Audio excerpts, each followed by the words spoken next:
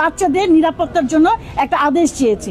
যদি পুলিশ নিয়ম অনুযায়ী গুলি করে থাকে তাহলে তার সমস্যা নেই কিছু, পুলিশ নিয়ম অনুযায়ী গুলি করুক, কিন্তু তারা আমার বাচ্চাদেরকে মেরে ফেলছে, এই নিয়ম কোথাও নাই। আমাদের এমন অনেক সিনিয়র লয়ার আছেন যারা আওয়ামী লীগের বিশাল বিশাল লয়ার, কিন্তু তারা বিএনপির আসামি যারা তাদের জামিন করাতে চান। আমি আমার পিটিশনে আমি অনিকার হক, সারা হোসেন, এদেরকে আমি লয়ার হিসেবে সাহায্য চেয়েছি। তার চেয়ে বড় কথা, আমরা পিটিশনটা আমি এবং মঞ্জু নিজেরাই প্লেস করেছি।